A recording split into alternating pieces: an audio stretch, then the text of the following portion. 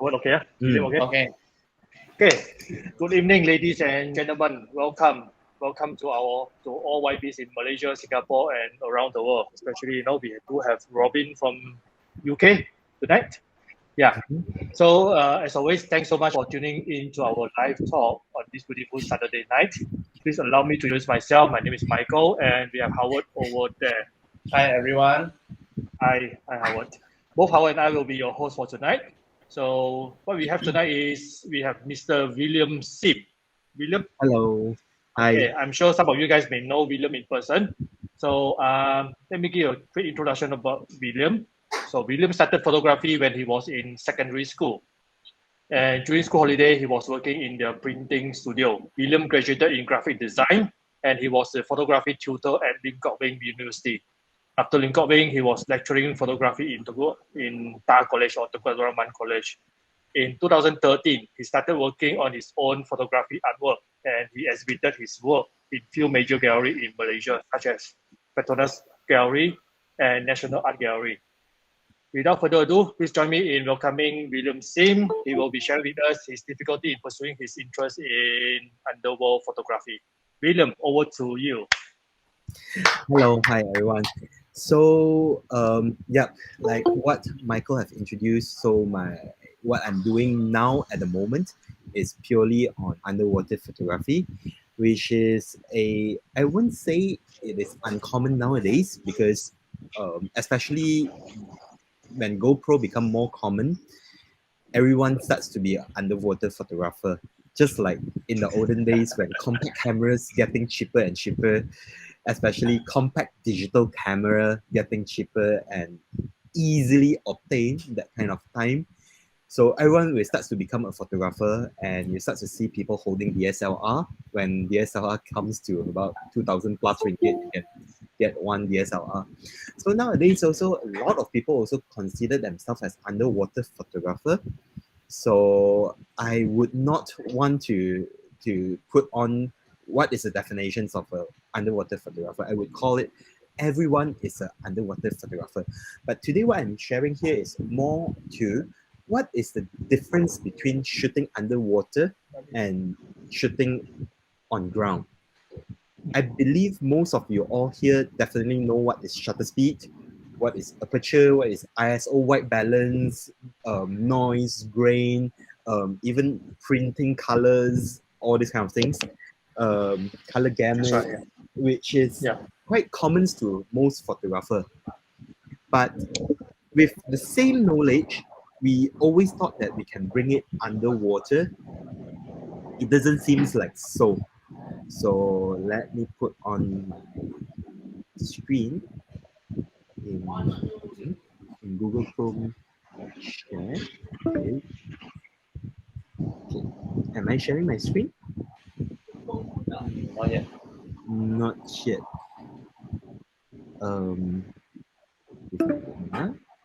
How come Google Chrome? You might have not recording screen permission. I think I would move back to Safari then. I think it's macOS problem. Give me a moment. A quick Okay. one.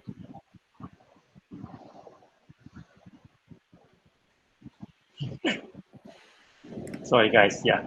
So William currently is actually in Tioman Island. I think in one of the resort in Tioman. So what's the resort name again? Howard? Was it Cabana.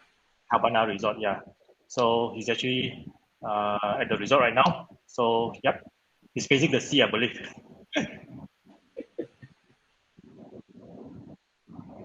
Okay, William, we can see your screen now. William, sound. Your sound. Mute. Unmute. Okay. Is it okay now?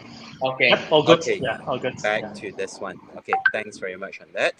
So there is a huge difference between photography and underwater photography. So underwater photography is not about getting an underwater camera. It's if you say getting an underwater camera, pretty much underwater camera, how it the whole theory of underwater camera, to keep it simple, I would call it a camera that wraps in a Tupperware and you bring it underwater and start to take photo. The only difference between the normal Tupperware and this Tupperware is it can withstand a higher pressure, and also you have access to all these buttons only. Yeah, so that is where a lot of people thought underwater photography would be almost the same as photography, but eventually, as a lecturer and a tutor before, and working in the art industry in major in photography medium, I noticed that underwater photography do defeat me a lot at the beginning. So definitely the answer would be, of course not lah. So why? The first reason it would be lot of reason. First of all, battery limitation. When you thought about a equipment setup first, before you even enter the water to shoot a photo and get into a technical part, how many of you have experience on changing battery when you're shooting? Yeah. How many of Yeah. you have that? Just open up your mic and answer me, because I can't see you while I can only see my slide at this moment. So, Yep, anyone? definitely. Okay. So it seems like I heard a lot of message at the background. Okay, yeah, battery limitation is a very common thing that most photographers will face, where you need to change battery after a certain amount of time when you shoot, or when you do a continuous shot, your camera will take up more battery, and will eventually drain down your battery as quick as possible. Another bigger problem would be sensitive to light creature. Okay, when I say sensitive to light creature is because underwater is a very dark environment, so not all creatures are used to bright light. So when you start to put in light, you will have problem. So we know one thing: without light, there is no such thing as called photography. That's right. Photo stands for lights as well, right? So Yep. without lights, then photography won't happen. But underwater world, that is what have the least amount compared to land. Uh, Technically, I would say it would reduce at least 40% of lights that you are used to it. So sensitive to light creature is very common. So especially fishes, when you start to point on really strong lights, then they swim away. So if you swim away, then you have nothing to shoot. Lor. So that one would be a big another problem really. Then underwater, when you bring in, no matter how great your camera lens it is, how many millions you invest in, even you bring down a Hasselblad also, you will still need to face the physicality of color diffraction. So water do diffracts colors. So if you've seen lights shine through your glass of water, if you see rainbows at the edge of the table, it's very That's right. common. Yep. That's going to happen heavily underwater when you shoot photos. So that would be another nightmare really. And agility underwater. Besides besides the agility on land that you can walk around, underwater you are looking for a much more dense mass that blocking you from moving. So on land you can walk really fast, but underwater you might not able to move fast to chase anything.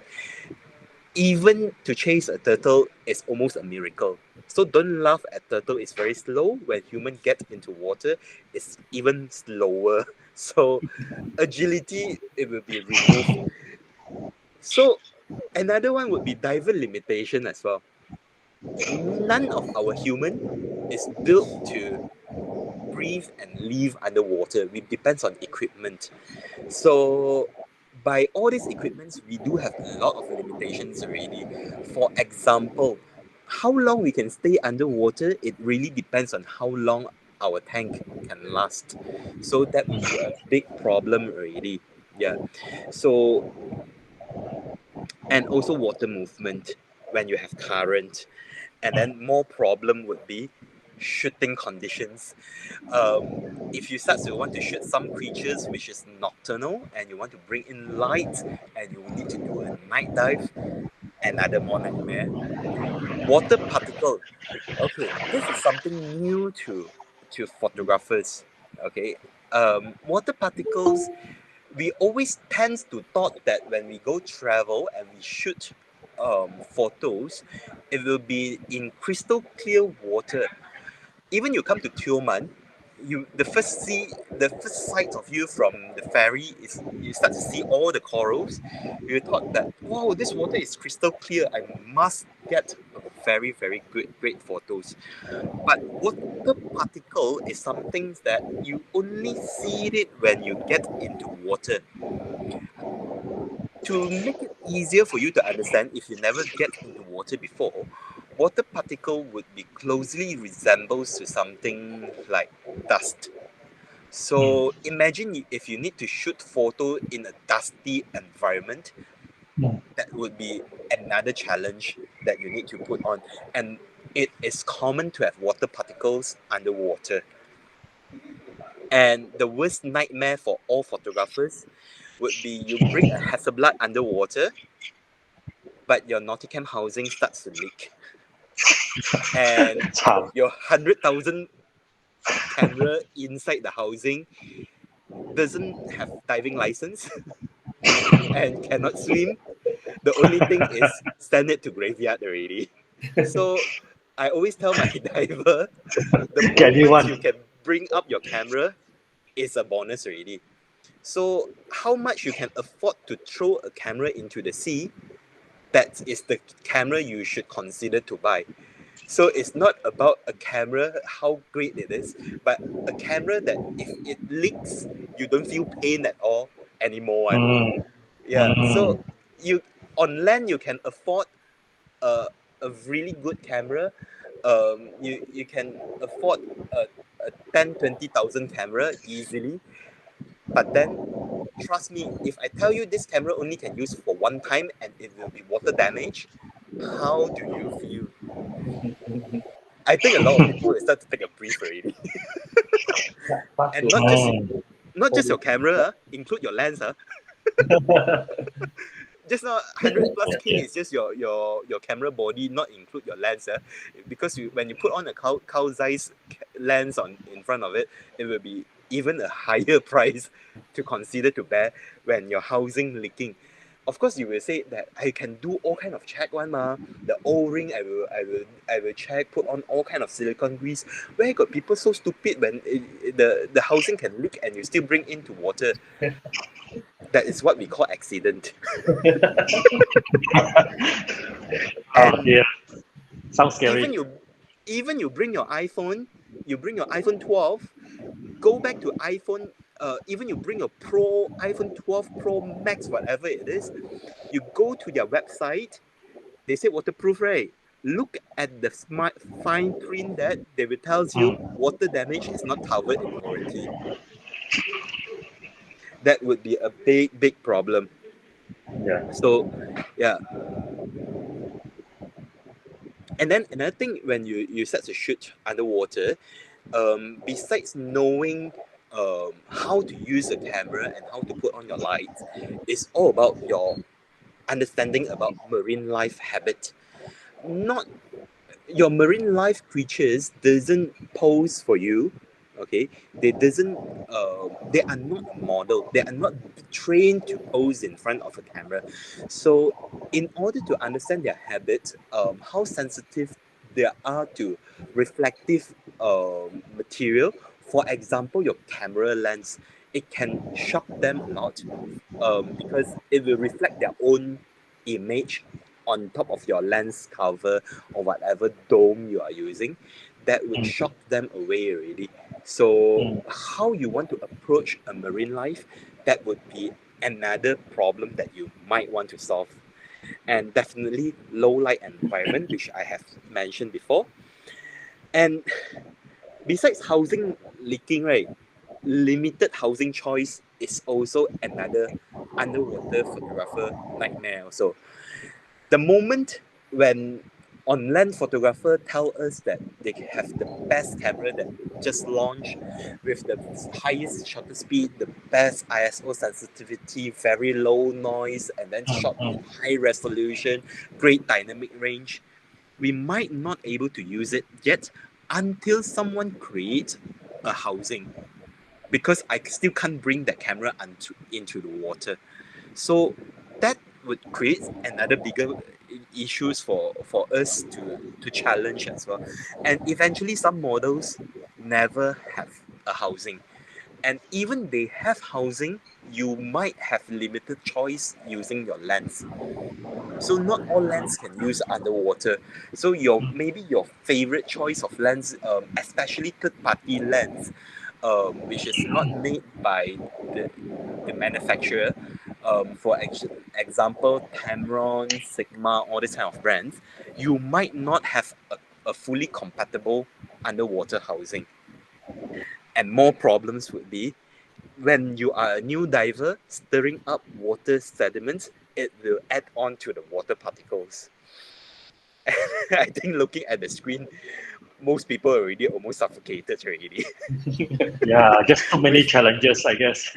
so many Ding, ding, challenges, ding, ding, ding, and ding. to take a photo underwater, I would say that it all this challenge is something I never thought of before when I first bring a camera into water, and I thought as a photography tutor or lecturer, I would able to handle all this. I think I know camera better than a lot of people, and that defeats me so badly because so many things is not on camera. So, William, how many camera you donated to the water? This is a very good question. If you want to ask these questions, I have donated one GoPro Hero 3, one GoPro Hero 5, one GoPro Hero 7, a Sony, a Canon G15, and now I'm using a Sony RX100 Mark 5, and I still do not plan to donate my camera yet lah. That is why after I have donated so many camera already, I will not buy an expensive camera. To me, it's all about creating an image instead of getting what I want to bring into water. It's nothing to do with the camera anymore. It's all about creations of image. And when you want to combine these four challenges, how many of you thought this would be almost impossible situations? When you have a creature that is so sensitive to light and the Hmm. water movement is so strong Hmm. and the water particle is so heavy in that environment and in very low light environment. So with water particle that is so much, you cannot simply put a light onto your camera, because when you put on lights to your camera, the light will brightens up all these particles. So instead of shooting the creatures, you are shooting water particles. You have photos that comes with full of particles, pixie dust. It looks like Peter Pan just arrived. And with that water movement, your creatures might not in the best shapes that you want to shoot. And when this creature is sensitive to light, you might not able to shoot it with more light. And low light environments, maybe you can thought of I can only buy a best camera that have the highest ISO sensitivity. And I think that is the only challenge you can go for, which is pay more money and bring a higher model camera. But it still doesn't solve every problem, because when you put on higher ISO, you add on to more particles. So water particles plus adds on to your camera image noise or the grain using high ISO films. That would create a nightmare for photographers. Pretty much you're shooting dots only. In this kind of environment, I can only say, yeah, not shooting anything at all. Yeah, not shooting anything at all is something a photographer needs to learn on the way when you start to learn underwater photography. And it's very sad, it's very demotivating. You feel that feel like you are so dumb that why I can't solve this problem and why I am so poor I can't afford that better camera. And after you can afford that better camera also, the problem still never solved one. And eventually you realize the only things you can do is forget about shooting a photo. Yeah.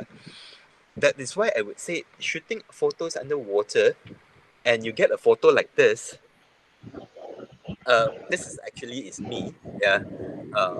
Early of the year before I put on weight. um, to get a photo like this with my friends is really considered almost like a miracle, because to have the creatures to put on to this kind of positions, this kind of look, Mm. I would Mm. say the whole trick of this photo I can tell you first is when I spot the turtle putting on to this positions already. It's not me to make the turtles interact with me, but the turtle is just resting at this position. Immediately I thought of this pose and my friend is holding a camera. I'm like, I remove my mask, I remove my regulator, go close to the turtle, and my friend's quick enough response to shoot this photo. But if I'm not sure from Google Meet, you're able to see if you look carefully from the side of my pictures, especially the yellow color hose that hangs on my Mm. body, you will Mm. see how badly the diffraction is. And that diffractions is what happens in underwater scenarios. That is I where see. it creates a very, very common problems underwater. And these photos did a lot of post processing, post productions in order to get this results that you can see now. Eventually, when it just came out from the water, you would thought I shoot in black and white. Yeah, because Serious. it's monochromatic, purely Mm. blue color and gray tone shades. And all this is by raw processing, bringing back all these details one by one and slowly manually color some of the parts to make it back to something natural to your eye. That's how underwater photo being created. I So see. technically underwater photo, most of it I would call it a painting, because Mm. it is somehow it is. Yeah. So another things like this part, right, I just mentioned looking for creature to shoot underwater is really important, or else if you go underwater, what you would see underwater is pretty much a vast blue of emptiness, nothing much. You need to know where is the locations that have fish, so when you dive into it you were able to have some fish to shoot. um, you would have some corals for you to be your background or foreground, whatever it is. Um, because I believe most people would associate coral with some plants on ground, and creatures would be some animals, and your friends could be the models in the photos. It's really common. Or when you start to shoot tiny bugs on in the forest, it will be a macro shots. So all these things you can still bring it back into underwater, but looking for creatures shot is really important underwater because most creature hides and it looks quite similar.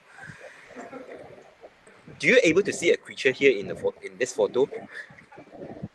I give you all some time to look for a creature here. And do you able to wonder what is this thing? First of all, did anyone see anything? Or you thought I'm just pranking you, giving you a piece of photo of rocks? No, I'm not pranking you. Prank. No? Okay, let me show you. I reviewed it. 都係十字坑嚟嘅。No, Um, it's a whole crab here, and it's in the whole photo. Yeah. This Oh dear. is a decorated crab.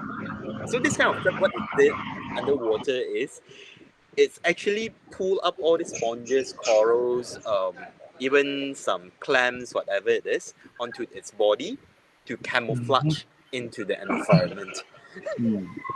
So technically, you are as a sharpshooter, which is a photographer, looking for a hidden sniper waiting for you in camouflage, in ghillie suit. It's almost like that. So yeah, in order to shoot these creatures, if you are not underwater photographers or really knowledgeable underwater, pretty much you weren't even able to spot this thing. And in order to spot this eye at the location, it would be even tougher if you can spot that small little dot of eye in the middle of the brightened circle. it's an ice. Yeah, that's the eye. That small Really? little ibico looking kind of thing is eye. Oh dear. Yeah, that's and this creature doesn't move most of the time. So it's about how you wait for it to go to a location that have a contrast with its body in order to shoot that photo. So if it doesn't move for 1 hour and you're out of air, so it go back to the questions and go back to the equations. You shoot nothing at all underwater. That's very common. Yep. So, and sadly is that day when I meet up with this creature, it doesn't move at all. And I really wait there for almost 1 hour.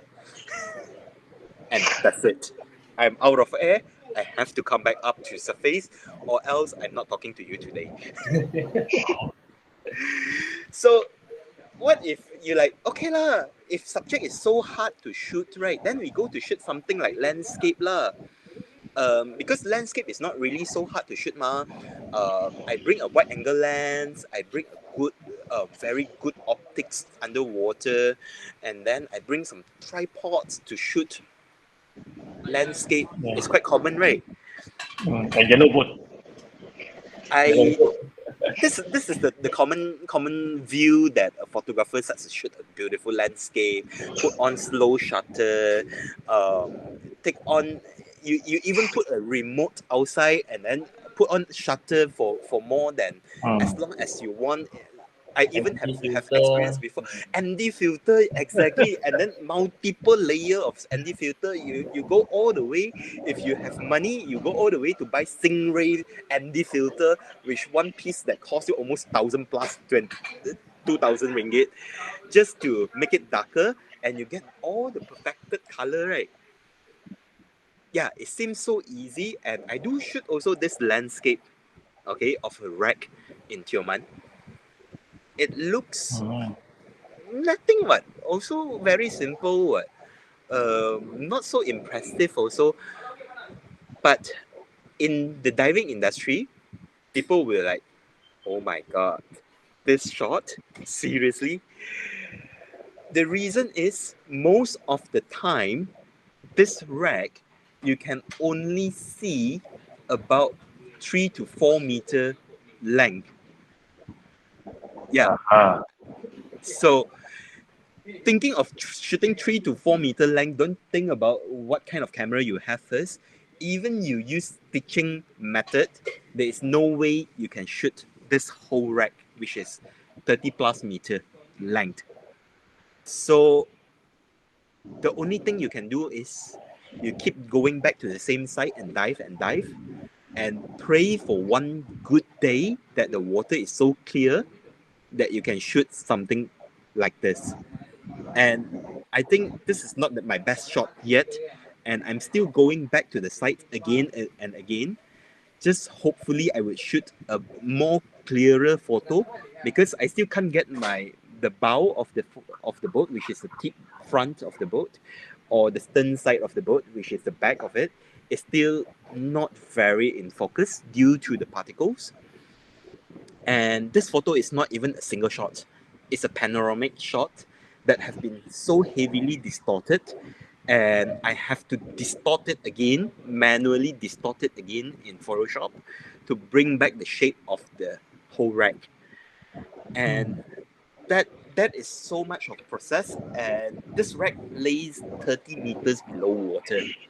Pretty much all the colors have been gone, and that is why you see something almost like a black and white photo, which is quite common underwater. So this photo, the biggest challenge is just to go back to this site. I have been back to this site for almost 4 years now, and I'm saying going back to this site for 4 years is like, besides MCO, which I can't dive, it's almost every week. Every week, Wow, going back to the wow. same site again So rajin are you? Every and week. again, simply because I do work also, ma. I bring customer to dive, ma, because I'm a Yeah. diving industry. So you have I'm been there in a for 200 more times. pretty much more. I think definitely more than 200 times to this dive site. Yeah. And to shoot this thing underwater, another difficult of shooting underwater, it would be the deeper you go, the shorter your air will last. Mm. And your body will have a tolerance to nitrogen. As a diver, when you go underwater, your body starts to absorb nitrogen, and that's to cut the story short, it would have a risk of forming bubbles into your body. That is risk for your body. Um, that is why you have a time limit to stay underwater. And in this site, if you are at 30 meter, you can you can only stay there with normal compressed air. It will be about 15 minutes. Even if you are rich enough to upgrade your air to something like nitrox, it will up you to about 30 minutes only.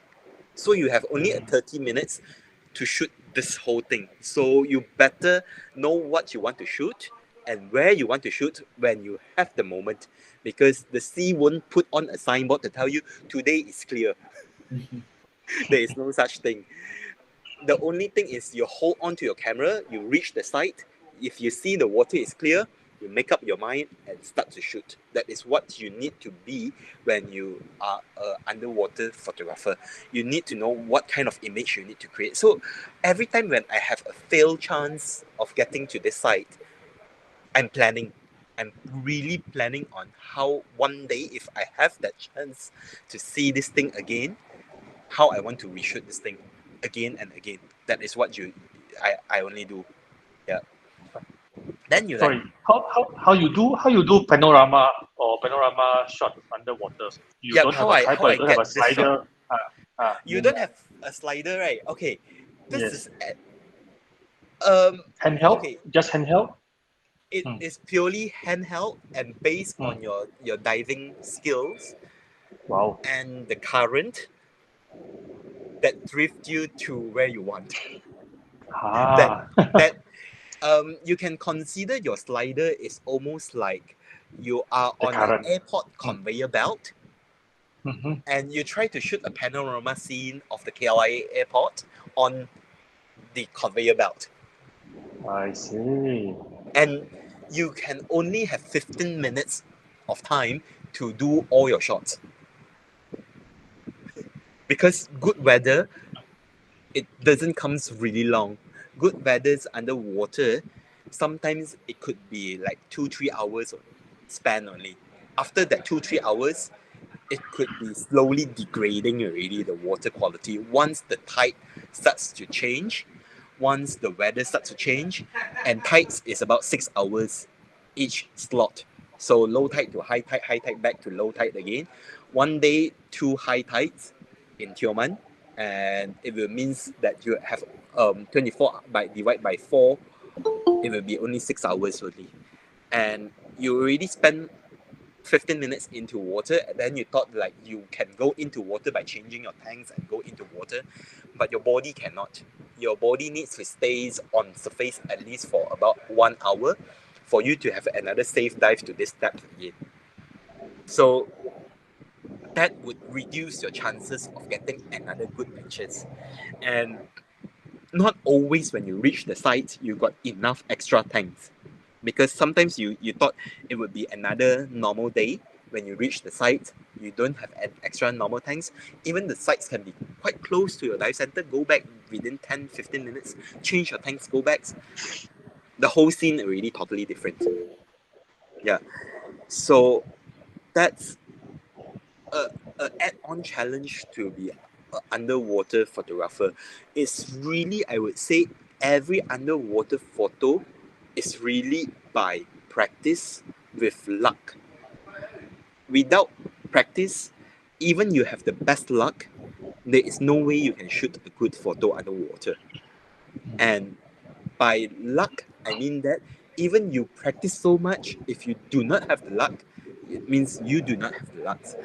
So before we get into the macro part, since just now Michael also asked these questions, right? Just let me share you one thing. One of my friend, his father's owns a dive center in Wang Utama. I think a lot of people know which dive centers already. Yes, he is the anak tauke there.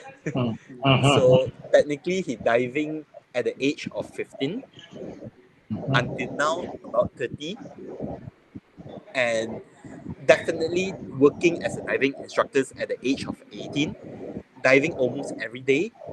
He haven't seen a whale shark yet. Even we travel all the way to Maldives just to chase for a whale shark, he never seen it. It really depends on luck. I think he dived at least more than 6,000 dive easily. So, and still never seen one. It's something very common. So that is why a lot of photographers, underwater photographers, we turn into another creatures which is easier to look for, which is macro photography. All these cute creatures. Yeah. So you see the green color one is a nudibranch. You see the purple color one is also a nudibranch. And the small little brown color fish is also a fish that is so small that you can raise up your finger, okay, and look at your fingernail, okay. That's the length of the fish. So small. Yeah, I believe if you're watching on Tiny. your laptop, that pictures on the screen, if you're putting it on full screen now, that fish is definitely bigger than anything. And if you look at the green color creatures, okay, the size of it is about a sesame, your jima, Zima. the one that you So do put on your you, jichong fan or your yeah, bread. Yeah. do you bring down macro lens or you just use your RS 100? Okay. So if you are using just only your RX 100, right, you won't able to shoot this close. Yeah, So definitely. you need to add on an underwater macro converter to your housing, Uh, and not all housing accept that. I So see. you really needs to know what you want to shoot and get that correct equipment. And don't forget one thing, when you start to bring down a setup of camera underwater, that's it already. Because when you bring down macro, don't think about shooting landscape already. Even that day you get good landscape, forget about it. If you bring in a wide angle lens, forget about, if even you see the creatures also, you would not have the chance to shoot the creatures. It's two totally different extreme, because underwater there is no way you can change your memory card, there is no way you can change your battery, there is no way you can change your lens. Yep. So if you start to open up the housing, your camera flat. So the only thing is you bring down your camera. Then I know when it comes to this point, I used to be an event photographer as well. So in order to be quick and fast, what we do is we bring 2-3 cameras on our Yeah. body and hanging around. So one is macro, one is wide angle, one is telescopic. So whenever anything happens, I just bring up another camera. You would thought you can easily do that underwater, right? But don't forget, a RX 100 with housing. RX 100, how small it is, I think most of you will know it. It's Yeah, almost like a very deck small. of card only. But That's when right. you bring it down, the size with the housing is almost like EOS 1D. Oh dear. After the housing, after the extra accessories you put on, it's a huge thing really. And to bring more and more items into water, it reduces your agility underwater. It drags in the water, so you can't move that much anymore. So it will be a nightmare. So there is no, you won't see underwater photographers bring like 3 or 4 different camera sets up just to hopefully get the best pictures underwater. They won't do that. The only thing they can do is if a team of underwater photographers, they usually would have different type of lenses to shoot cover different things, and then underwater we borrow each other's camera to shoot. So you will come to the point that you are using Sony, your friends is using Nikon, and another friend is using Canon, and then another friend is using some kind of weird camera that they have a weird setup. You have to know all, and or else you cannot borrow anyone's one. You can only stick with your own things. So this photo, when I said small, right, it's not just using it's not just using the camera lenses, the optics itself. It's also play a lot behind the scene where, Okay. okay, just to show you the behind the scene, okay, this is my friend spotting for me which piece of leaf got this creature while I am looking at another location. And it's so small that she is using a magnifying glass to look for it. And Oh. this photo, it still looks like acceptable, right? This is the actual raw photo. And when you edit it, then only it get back to normal photo, like the previous one, like what I have. And in order to get these creatures, the original photo is like this. Because it's really, really, really small. This is the whole piece of that exact leaf that this my friend have spotted for me, and it is just one dot on the leaves. So you can imagine how small this creature is, and Yes.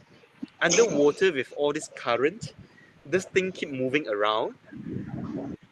It is a nightmare to shoot macro, and when when you have an understanding of underwater or any common photography, when you come to macro, the closer it is and the more magnifying it is, the bokeh tends to be more worse. So in order to get it sharp, the whole thing sharp in your view, you have to put your aperture to be so high that it's almost in a sense that it's almost unshootable, because it will be so dark that you have to push your ISO to be so much higher again. And to push it higher, it tends to add in so much of particles, you won't get a clean photo like this. So you need to bring in light, and underwater lights is another nightmare, because underwater lights is not as convenient as our TTL flash, ETTL flash that you simply just bounce it to your ceiling and then it bounce it down. It will create a so-called very natural lighting, bounce it to the wall and you get one-sided lighting easily. But then underwater, the biggest problem is if your lights is not bright enough, it won't overpower the sunlight. So shooting underwater, bringing lights is all about overpowering the sunlight to remove the blue cast, to get all the color, the details. But in order to bring such a high powerful light, the olden methods, you can bring all these flash underwater strobes, which it gives you a burst, And the technology is still so old-fashioned. It takes about 3 to 4 seconds to recharge from the double A battery, and then only you can take another shot. And with all this movement, you could have a blurry photo underwater, and it's very hard to view from your camera screen, even you zoom it in through the viewfinder, whatever it is, because underwater there is so many reflections on your camera housings that you can only agak-agak only. And then you can really pray that when you come back up, you get a sharp photo. If you don't get a sharp photo, don't cry. It's very common one. So when you come back up, you need to look at all the details and choose the best photo. So some Yep. people will like, what about we use nowadays we got LED lights high lumens one, 10,000 lumens underwater lights, bring it down underwater. Underwater lights and on land lights, the biggest difference of construction is they use water to cool it down. So when you have such a high lumens, it's definitely going to be hot. So they use all this aluminum body to cool it down. And when you go so close to a macro to put on all these lightings, it starts to burn things.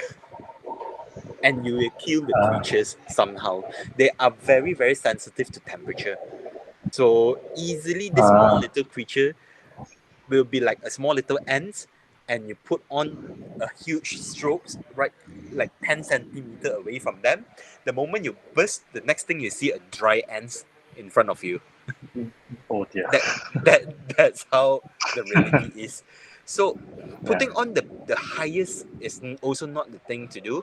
So we have to use all the things that all the resources we have, including white balance, post processing, and then all kind of filters, put it on in order to get that correct photos. So it's nothing about putting whichever more would be the best. It's all about getting the balance from the subject, from the light, all the way to your sensor to the post processing part. So you need to know your camera really, really well, to the extent that you know when you shoot, what is the range of the workability range of your camera, what is the threshold you can press your camera towards it, what is the maximum ISO you can push so that the noise is acceptable but yet it is high enough for you to shoot. So all these things is really about how you get the connections with your camera. That's really something very, very important. Yeah. uh, William, yeah, yeah. can you show us the raw photo of this picture? This is actually the raw photo. Oh, this is a raw photo. Oh, Yes. okay. The reason I can get this raw photo is because these creatures, I'm lucky enough to come into a very calm day, and this creature doesn't goes around very much. Okay. Maybe I try to. Hey, is it in my raw file? Okay, this is the raw file. Yeah, this is the raw file. What I did, the post-processing part, is I boost up the contrast a bit, and then due to the water is not perfectly clear, so what I did, okay, I can even show you a quick editing on this. I hopefully I can restore everything here. Yep. I think this is, yep. You can see at this value here, what I did is I upped a bit texture, clarity, and dehaze a bit only. That's it. Wow. Yep. So it's So a very good picture actually. The this raw file is itself is the very, very, very good. raw file is really good enough, I would say. Yeah. But then the raw file is good enough, but it is still not as great as this. So if I put it all to back to 0 and 0, you will see the Yep. both Yep. totally two pictures, and you can see my camera is at ISO 160 and at f7.1. And my shutter speed, I push it as high as possible because the small little leaves in the water is definitely waving here and there. Mm. So if you don't put a high shutter speed, there's no way you can shoot this. So with all my lightings, I have two lights going on left and right to balance it up a bit, so it doesn't have a very strong shadow casting. That is how I create it. Or else, you won't get this. In fact, if you see the original photo at this area, it is not very sharp. Is by boosting up the sharpness on the clarity and texture part of it, to raise up all these details in this area, to bring your attention back to here. But then this part still not in good focus one. So to get a perfect photo underwater is almost by luck and miracle, sometimes I would say. Yeah.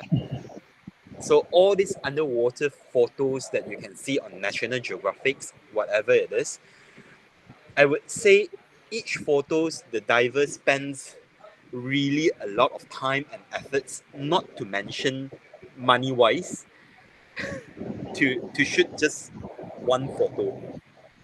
Mm. is It's a painful process, but it's a very, very addictive process to go into underwater photography, because the moment when you realize that it is okay for you to have a fail chance to shoot a photo, is it is fine to go back again and again and again and again and again, which technically the landscape I repeat 200 times at least, Oh, which Michael calculated just now. literally you have to stay there for half six So months. that is pretty much why I stay in the island at the end. Yeah.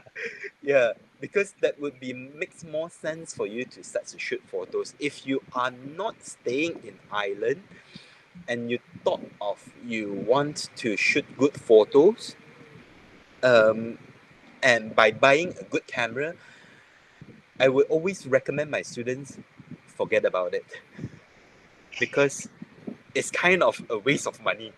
我冇生意做嘅咁咯。No wonder business go down 啦。Yeah, because of me telling the truth. That's why I just now beginning I already told you already. Should I tell the truth or not? Or should, if today I want okay. if today I want Okay. to promote camera, I will tell you, oh, this camera is so good because in this tough environment, you can shoot this kind of photo. But I will Yeah. never tell you one great thing is, even you bring the great camera into the worst environment, you still won't get the great photo. Yeah. This is a So the very probability is actually very low. The probability. yeah, it's very, very low. And when you start to see all these National Geographic photos and video especially, sometimes I'm so impressed by how a photographer spend times to shoot photos and photos again. Especially one documentary, My Octopus Teacher. I'm not sure how many of you watch it on Netflix. If you haven't watched it, go and watch. It's very beautiful video quality photos. In the whole video, throughout the whole 2 hours of video. What title is that? My Well, Octopus Teacher. Sorry? my My octopus. My Octopus octopus. Teacher. My Ah. octopus teacher. Yep. Mm. So, but as an underwater photographer, and I know one big thing. Okay. First of all, this video, although it got a storyline of this guy met up with an octopus, that how the love and relation between this octopus and that, eventually, if I want to tell the truth, it would be very sad for a lot of people.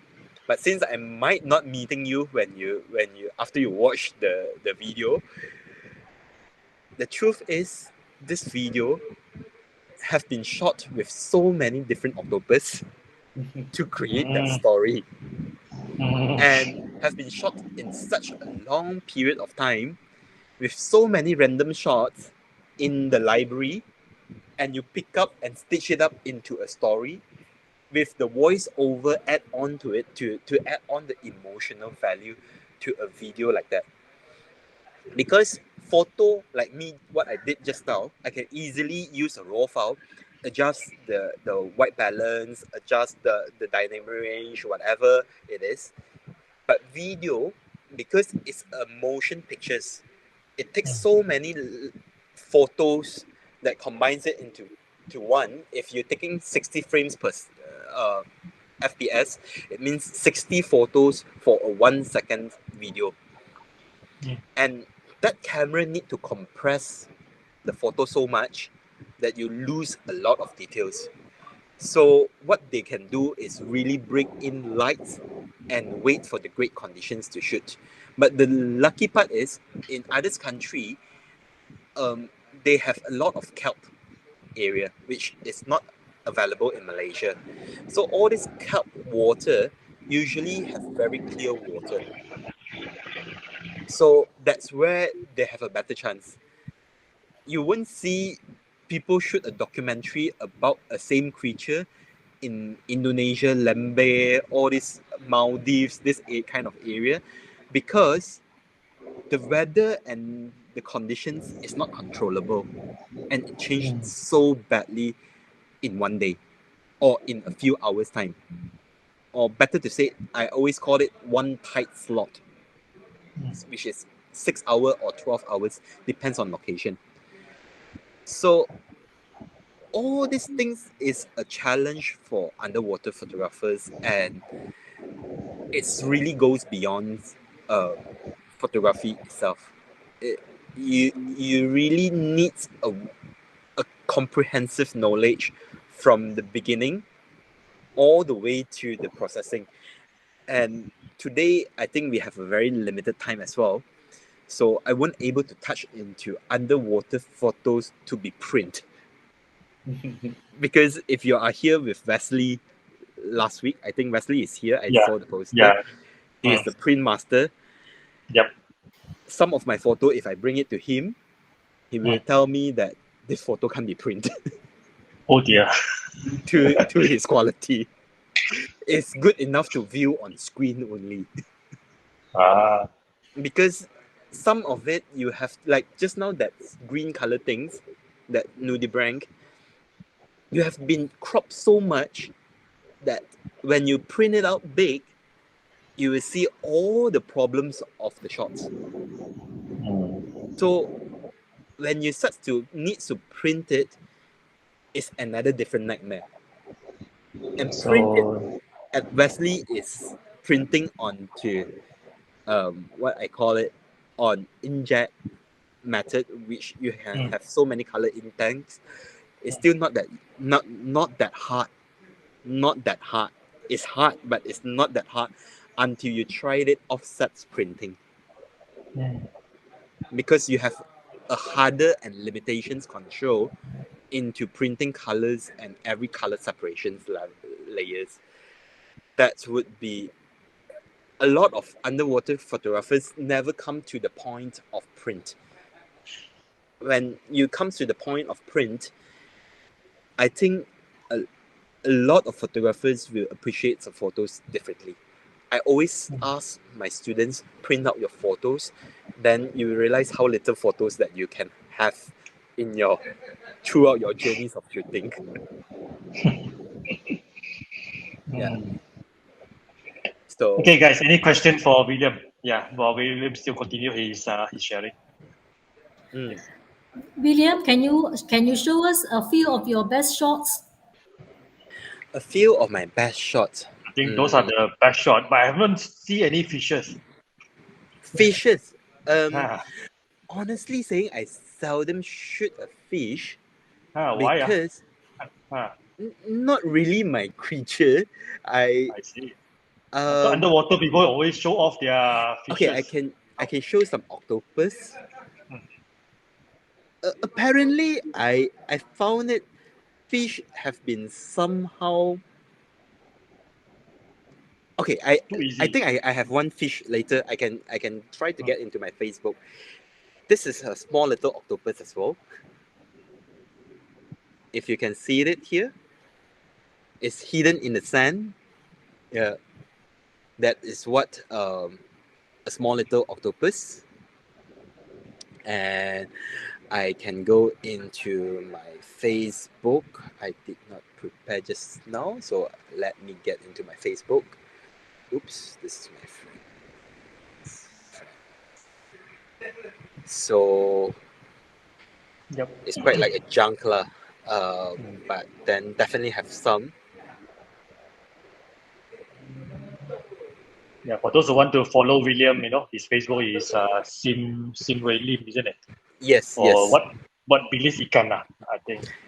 It used to be Bilis Ikan, but then Mm. Facebook stops me from using it anymore. Yeah. Give me a moment. Ah. This is another small little crab here. If you can see where my pointer is highlighting. Can you see my pointer actually? Can. Yep. Yeah. I am quite addicted to look for all these small little creatures. Okay, this is some of my series of postcards when I print. Yep. Do you sell them in Tioman at the resort? Yep, I do sell it at my place here. Not the resort, I think it's the dive center. Or The resort diving also center? Oh, both resort itself lah. Yeah, both is selling. So let Okay. me scroll it down. Of course, my Facebook is pretty much is my daily life only lah. I seldom. Once in a while, I will post some lah. But then I really not a person that posted on digital so much. I'm more to print. I am a person that love printings a lot. Let me refresh it again. I wonder the line here, is it working well for me to get into that?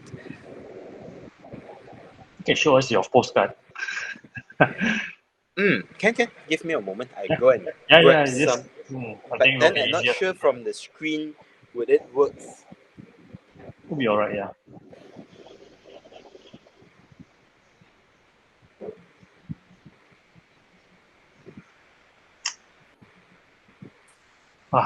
It looks like the underwater, what you call it, photography genre is actually not that easy. Oh, Howard? Yes. The title also really give the hint, underwater photography difficulties. Yeah, it is a lot. I mean, there's a lot of difficulties there. I'm not sure. I'm not sure on Google Meet here. Can you see it really clearly? This is one of the fish. This is a fish where refers to as a flathead. So it's also a relative kind of fish to lionfish. You can close down the slide first, the share screen. Okay, Then, I thought I put it here. So at least we have a bigger Yep. window. Is it a bigger one now? Yep. Hopefully the lights doesn't reflect so much, so that you can see. So it's a kind of fish, and this is a very small juvenile. And in this postcard, it's about 3 times bigger than actual. Yeah. So it's quite a small thing. I getting more and more to dive. I'm more into all these small things because it's quite addictive. Because you will become, how I say it. It becomes a challenge to find all these small little things. It feels like when you play the game Pokemon on your phone, you go around to catch all these small little creatures. And the way of catching it, instead of using a Pokeball, you are using your camera and capture all these cute little creatures. This is another nudie branch. So I think I might have a Google Drive that I sent for the printer. Correct. Instead of I show you here, let me see I can get into my Google Drive or not. Give me a moment. I log into my Google Drive first. Yep. Home. Since you all dig up this part, let me search print. No worries, we still have another 20 minutes. Yeah. Okay, guys. If you guys have any question for William, please feel free to unmute yourself. Mm. Yep. This is the AI file. Final print. I download it first. Download it anyway. Okay, it takes a while because I do have It's actually limited line. yeah. William, is actually for a normal photographer to go down underwater. Mhm. Usually, how much is roughly cost per trip to go down? Okay. When you I are mean, under, you can hold on to a camera and bring it into water. Definitely, you are not during a course lah. I would Yep. I would expect you already got your diving license, everything. Yeah, that's right. Yeah. You are looking forward. Each dives is about 125 ringgit, around that. Wow. And then we have to do 125 200 to dive. 150 ringgit. Yes. We have to do 200 dive. You don't So do the they- math like that. You scare them all away already. Lagi Howard don't need to sell camera already. So at least 50 dive. Okay, put this way, 50 dive. So wow. So the picture actually costs a lot. But the Yeah. thing is, honestly. when it is underwater photo, the sad part is people start to compare it, especially when you see a photo like this. You compare it with a ladybirds on a leaf that you see it in the garden, and then you bring a macro lens and then you start to shoot it so sharp, so beautifully, and then you like, my ladybirds looks better than that also. What? I see what you mean. You mean that people underestimate the effort that The actually, whole process behind it. That is why Yeah. it comes to a point that I notice a big common issue, which is there is so many underwater photographers love to gather together, because underwater photographer, when we gather together, we seems to able to understand each other's. But when there is a non-underwater photographers come in, especially when they start to bring in a very high-end camera, a SLR camera with a very elaborate setup, with a pelican case open up with so many lens in it, you're like, okay, the drama coming already. there will be definitely the drama of like, this guy will start to look down at the underwater photographer. Wow, you all use so palia camera only. And you use this kind of setup only. But you don't forget, when I bring a RX 100 Mark 5, how much is selling? You sell Howard now? 3,000 RRP lah. We don't say discounted lah. RRP lah.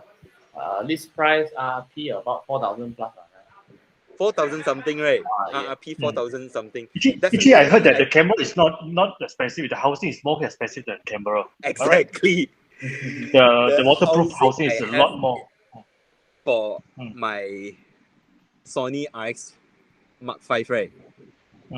It's 6,000 plus, not including all the lighting, accessories, whatever. So And then it's that a one lot is- more. 6,000 plus is not original housing. It's a third party. It's a third party housing, because when you go for original housing, Yes.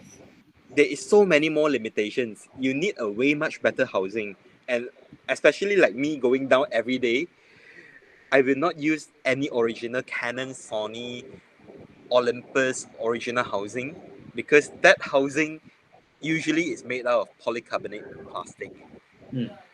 So that thing doesn't last through the torture of sun. It doesn't last through the torture of bumpy boat ride. For you, because you Yeah. go 200 dive. Yeah. Oh, so, Howard, boleh refund nggak? Boleh refund nggak for me? For you, okay lah. You not 200 Some people. per month. Clara, you buy a camera from Howard, is it? Yes. What camera you bought? For the Olympus.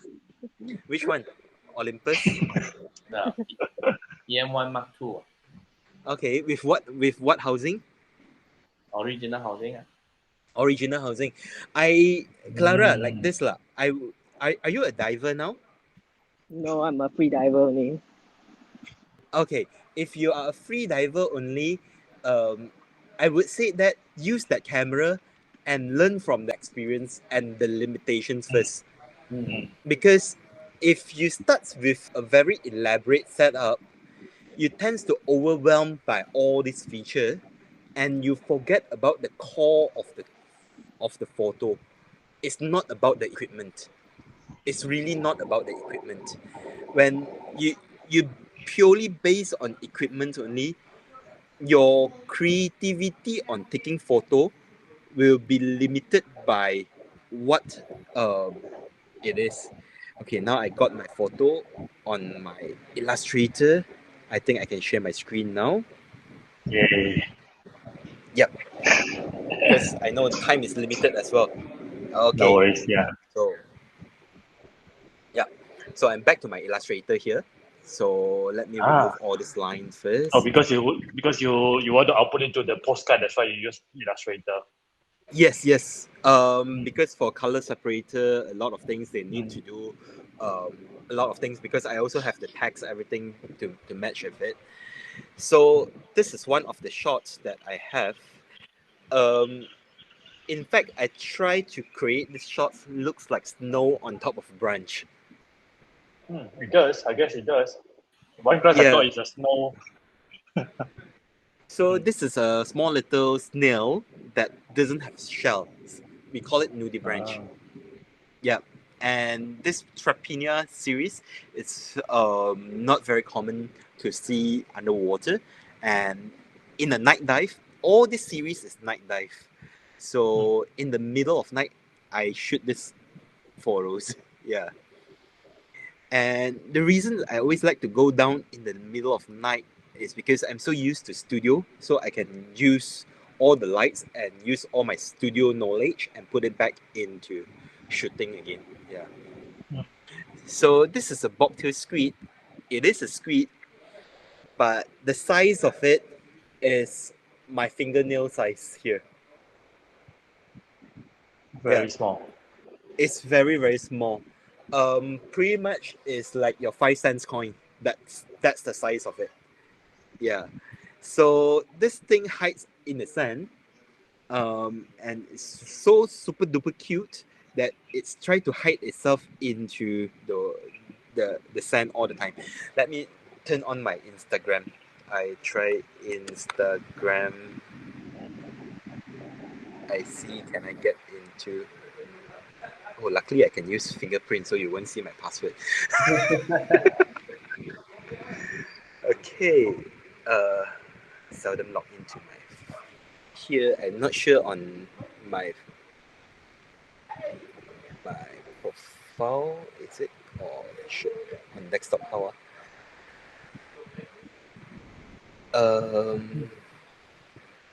Yeah, this is it. This is a small little video. Not sure. Can you hear the sound?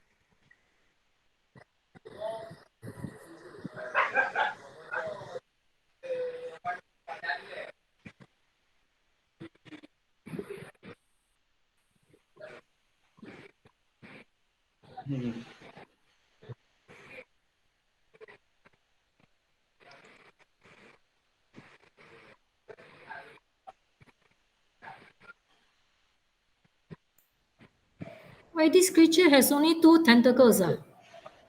It's got 8 tentacles, but it's only used 2 to scrape the sand on top of it to cover it, and it pretends you can't see it. But every time it will show 2 big eyes on top of the sand, so that's why it's very cute.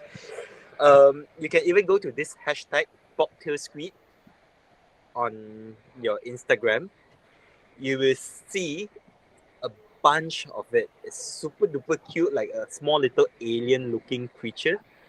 A lot of people is shooting it. It's really cute. It's small little creatures that a lot of divers die want to see this kind of things. Yeah.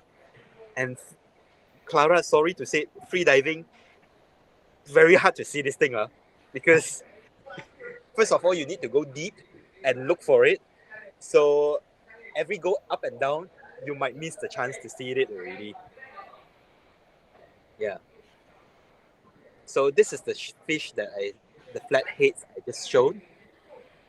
So this is a underwater photo. If you see this part, right, there is a plankton that just swim past this photo. That's why you see yeah, it's transparent one. That's where all this there is more planktons here. This is planktons as well. Yeah. So that's where it goes. And this is some kind of soft coral. It's not really a soft coral, it's a hard coral, but a lot of the bottom of it is hard, but the top of it is soft. Looks Yeah, like flowers. yeah, it's like a peony, like a what? Peony is what we call the Mautan Fa. Yeah, peony. Yeah. The Chinese New Year we put on that flower, and this one is shoot under UV. So it's not like normal lights. In normal lights, you won't see these colors at all. It will be all transparent, and you see like jelly like that only. Yeah, you just imagine all the greens and blue and pink all gone under normal lights. It will be such a boring things to see, but when you start to put on UV lights, it glows. Same goes to this one. This is a tube worm. This is nice. Tube worm. Tube worm. It's a worm, and this is the mouth part. So all these tentacles, it starts to pull in small little planktons into the mouth, and it keeps eating. Yeah. So it is feeding, and naturally, okay, some of the creature can see this kind of fluorescence effects by their naked eye. Our eye can't see it. We can only go through using UV light with yellow filter. Then only we can see this thing happens in front of our eyes. So by understanding the creatures, you will able to shoot photos like this. And because this creature is very shy, it's called tube worm. It got the tube like a straw like that. And then it's only come out and it blooms like a flower. And then it starts to use all the tentacles to collect all these things to eat. And when you go close to it, it will go in and hide itself. So you will need to wait for about 10, 15 minutes for it to get used to you and slowly come back out again. That's how you want to shoot a tube worm. So you need to wait underwater like a nobody stupid guy. For the 10 minutes, it's like 10, 15 minutes, then only it come out. You have no iPhone for you to play, no Instagram for you to scroll, no WhatsApp for you to talk to. All you can do is just sit there and wait for this thing to come out. Yeah. That's what you need to have the patience for. And this photo is also a This coral. is another nice photo. This is another coral. This is the actual soft coral, a kind of soft coral. And then on top of it, if you notice this part, where my pointer is, do you see a transparent stream? Stream. Yep. Oh. On my pointer, I'm circling it. Yeah. Yep. A little bit bokeh behind. Yes. Actually, the stream is sharp because it is transparent. That's why you can't see it. And I love these pictures because a lot of times people start to see the stream.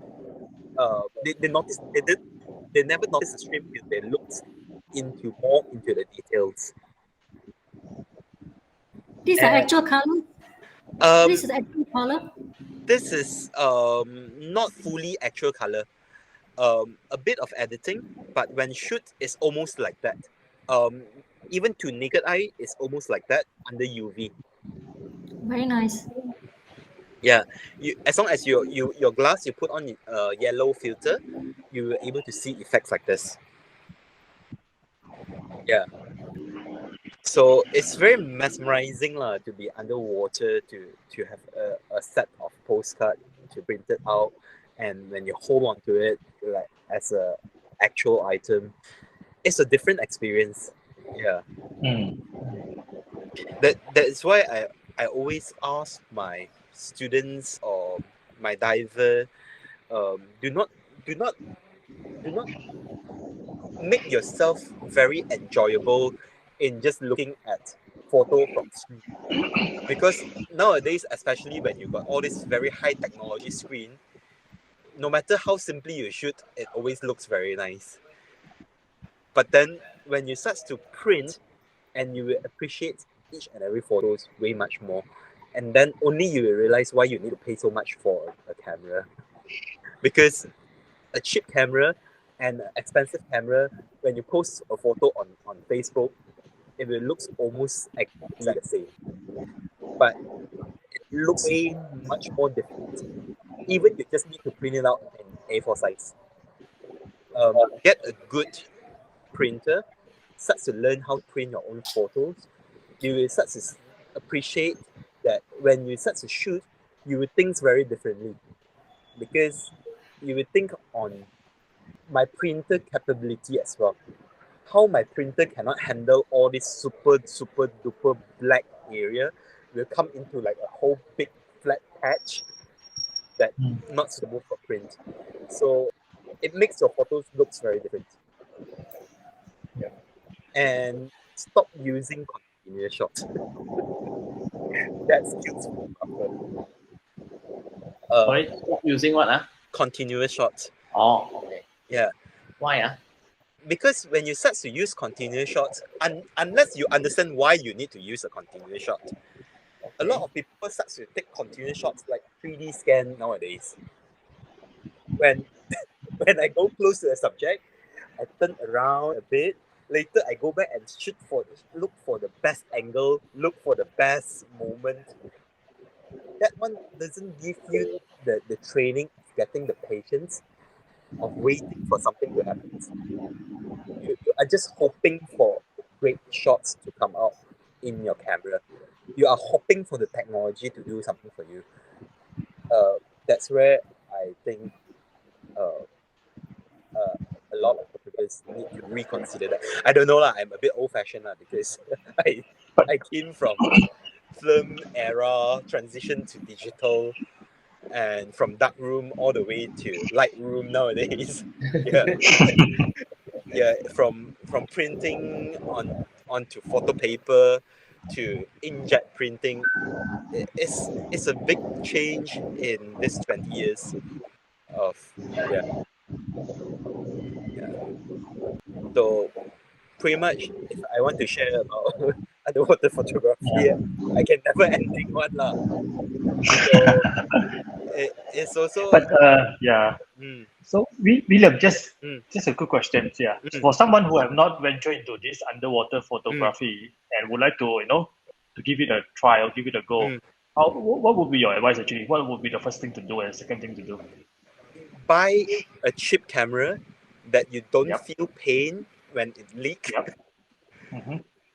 and buy one more backup if you can afford it, Sure. and Sure. bring to Then, a trip and set to shoot photo, and but use before that, all the do they need to learn how to, how to do diving, or they need to of start off course, with of scuba course, diving first, of or course, yeah. that is definitely a must already.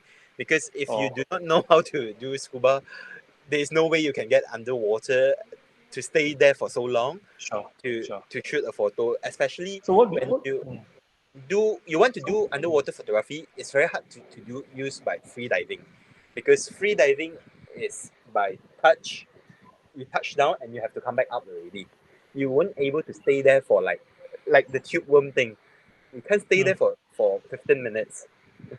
I don't think so, unless you are world record holder 23 minutes. And then But then for scuba diving, mm, the requirement is need to know how to swim or not for scuba. okay, this questions I have a very general answer already because so many people answer it. Yes. My general answer is scuba diving and swimming relation is almost like aeroplane and your life jacket.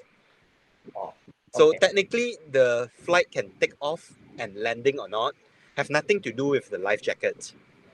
But another question I want to throw it back to you is, if your flight got no life jacket, would you take that flight? Now, Asia, like tuan-tuan dan puan-puan, kita punya pesawat ni tiada life jacket. The first thing I think you run down from the flight already. So means both also need to how to say It So, is so you mean that someone need to know how to basic swim, knowledge and for your Basic. safety purpose, because swimming have yeah, nothing to do with scuba diving. It's Okay. got Sure. no help at all. That is definitely true. But the thing is, if you can't swim, means you put yourself in danger when your equipments fail, and you are on surface of water. You can't help yourself. You lose the risk of that life jacket.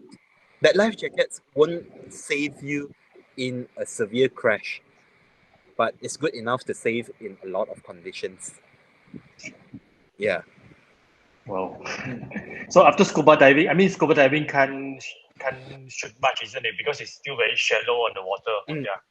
So Mm. for deep diving, obviously one need to be one really need to take courses and Yeah. and Yeah. license. So yeah. It's all about safety, because when, Mm-hmm. like I mentioned in the beginning of the presentations, human is not built to live underwater.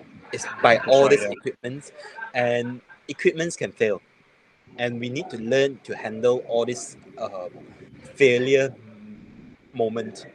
So that is why you learn your open water. 90% is how to rescue yourself in all this kind of celaka moment. Celaka moment. Yeah. So you put into all these kind of situations where you need to take off your mask in case of your mask broken. You need to take off your breathing apparatus in case of it fails. That's all goes into your training. Then only that would be the first steps. You learn how to walk on land. Then only you get your camera, bring it in. You know how to walk, then you start to learn how to shoot again. It's a unlearn and relearn process. It's especially to a lot of land photographers, I think it's a painful process, because you need to deal with, and I think it's your self ego, where I know about photography. I thought I know about photography, but then suddenly you get into a world that I holding a things is so familiar, but I can't shoot anything.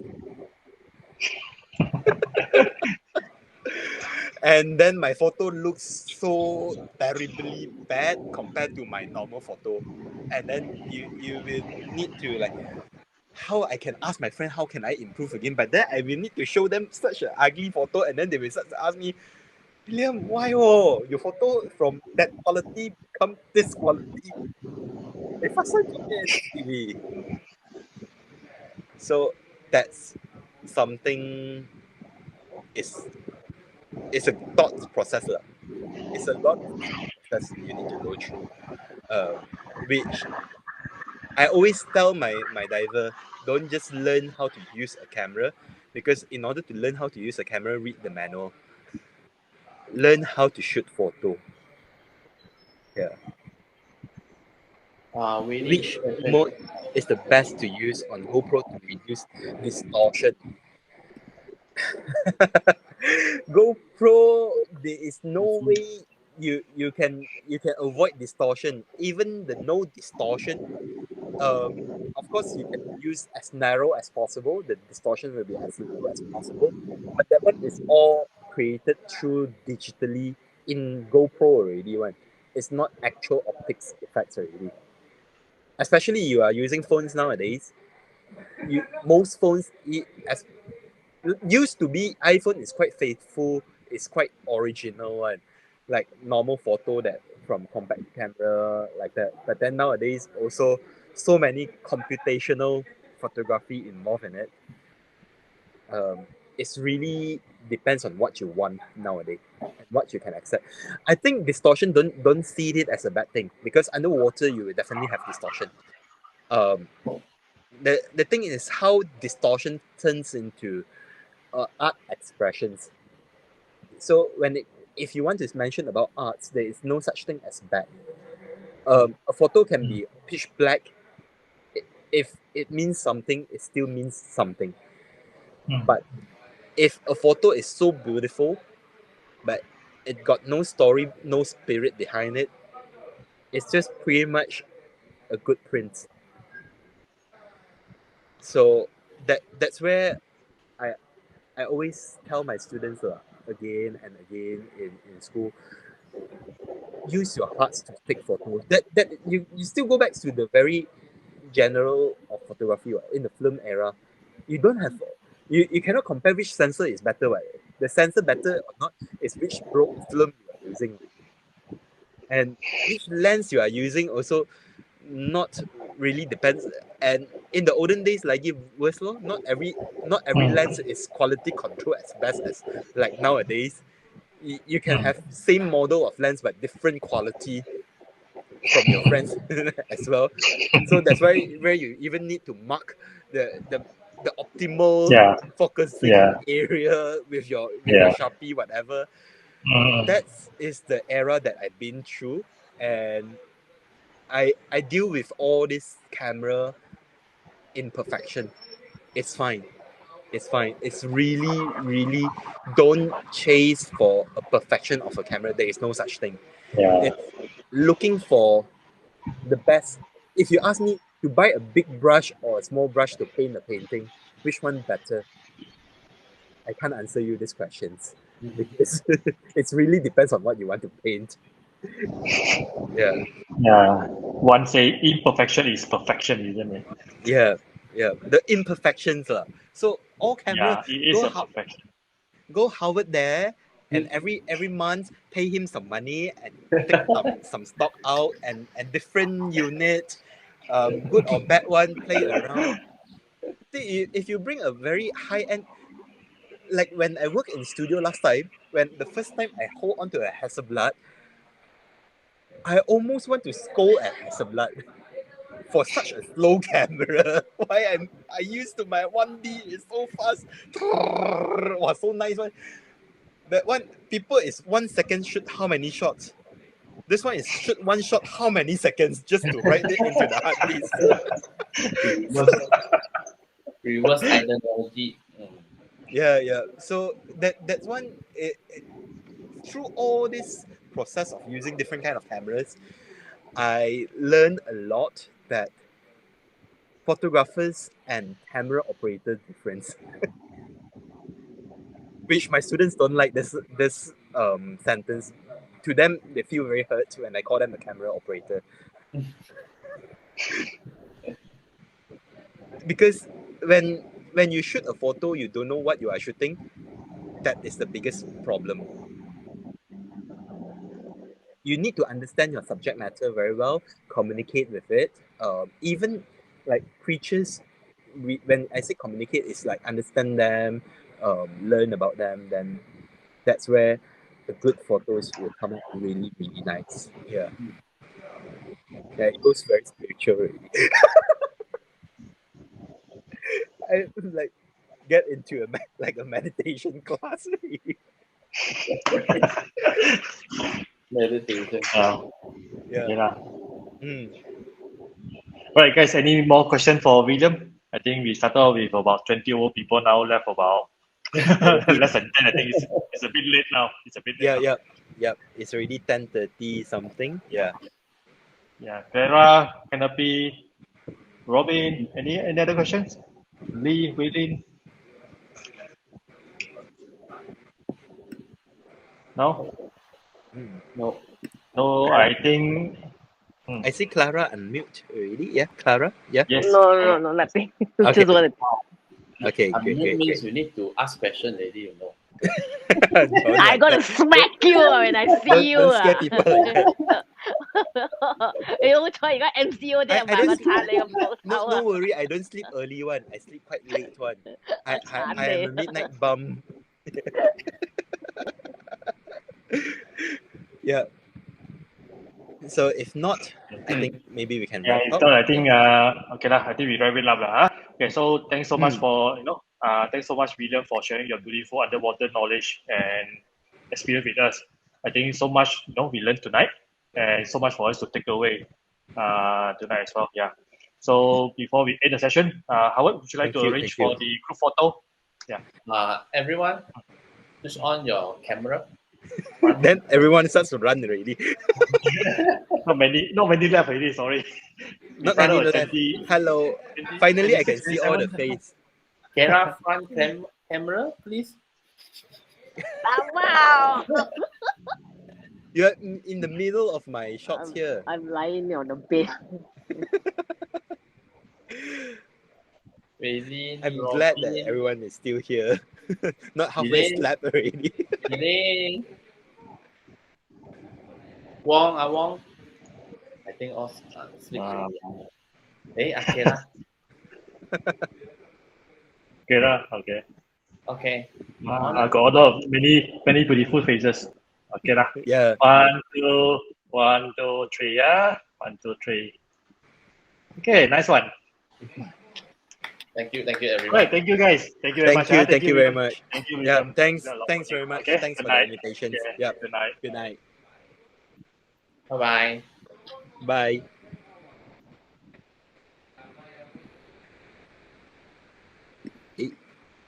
Okay. All close.